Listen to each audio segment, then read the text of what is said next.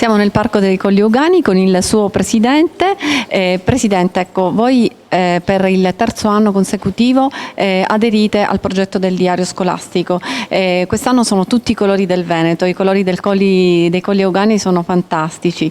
Sì, anche quest'anno abbiamo proprio il piacere di sostenere questa bellissima iniziativa, Diario Scolastico 2024-2025, che quest'anno si chiama I Colori del Veneto.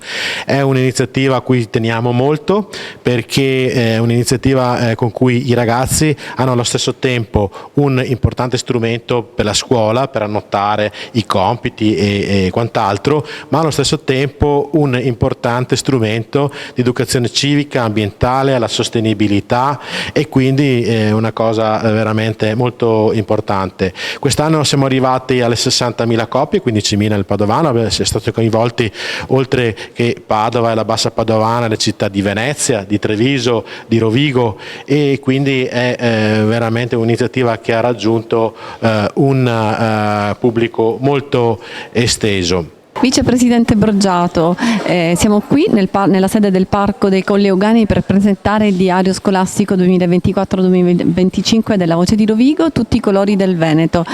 Banca Adria Colli Euganei, perché aderisce?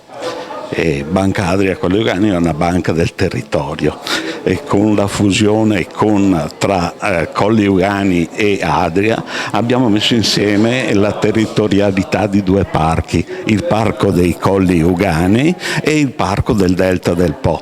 Credo che partecipare a questo evento con la pubblicazione di questo diario dia la possibilità anche alle giovani generazioni di praticamente conoscere questi nostri territori. Per quello siamo molto soddisfatti dell'aver partecipato a questo progetto. Presidente Ruzzon, anche voi con entusiasmo aderite al diario scolastico della Voce di Rovigo. Quest'anno si intitola Tutti i colori del Veneto. SESA cosa vuole promuovere con questo diario? Allora, SESA è un'azienda che raccoglie i rifiuti nei comuni della Bassa Padovana e investe tantissimo in tecnologia, ma investe altrettanto in educazione ambientale, e questo diario è un investimento importante perché è uno strumento fondamentale per i nostri ragazzi, perché è un'attività che aiuterà assolutamente a crescere come cittadini consapevoli che vogliono conoscere il loro territorio, il loro ambiente, e vogliono salvarlo e renderlo migliore.